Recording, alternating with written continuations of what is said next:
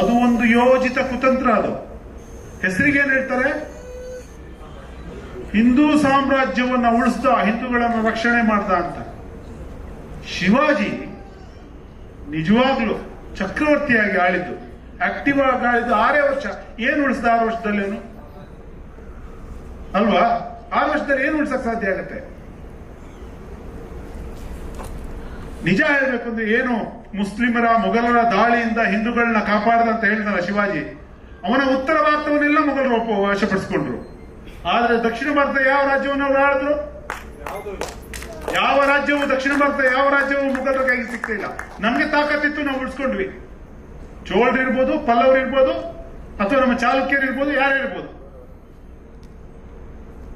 ತಮಿಳುನಾಡು ಉಳಿಸ್ಕೊಂಡ್ರು, ಆಂಧ್ರ ಉಳಿಸ್ಕೊಂಡ್ರು, ನಮ್ಮ ಕರ್ನಾಟಕದವ್ರು ಉಳಿಸ್ಕೊಂಡ್ವಿ. ನಾವು ಮೊಘಲರಿಗೆ ಬರೋಕೆ ಬಿಟ್ಟಿಲ್ಲ. ನಾವು ನಮ್ಮನ್ನು ಅವ್ರೇನ್ ಕಾಪಾಡೋದು? ಶಿವಾಜಿಯ ಮಗ ರಾಜಾರಾಮನಿಗೆ ಆಶ್ರಯ ಕೊಟ್ಟಿದ್ಯಾರು? ಕೆಳದಿ ಚೆನ್ನಮ್ಮ. ಏನ್ ಮಾಡಿದ್ಲು?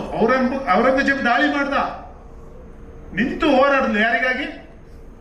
ಶಿವಾಜಿ ಗ್ರೇಟ, ನಮ್ಮ ಚೆನ್ನಮ್ಮ ಗ್ರೇಟ? ನಾವು ನಮ್ಮವರನ್ನ ಬಿಟ್ಟು, ನಮ್ಮ ಅಸ್ಮಿತೆಗಳನ್ನ ಬಿಟ್ಟು ಯಾಕೆ ಎಲ್ಲರಿಗೂ ಜೈಕಾರ ಹಾಕೊಂಡು ಕೂತಿದ್ದೀವಿ? ಬೇಸಿಕಲಿ ನನ್ ಕೇಳಿದ್ರೆ ನಾನು ಈ ಪ್ರತಿಮೆ ರಾಜಕೀಯನೇ ಒಪ್ಪಲ್ಲ. ಪ್ರತಿಮೆ ರಾಜಕೀಯವೇ ಮೋಸ.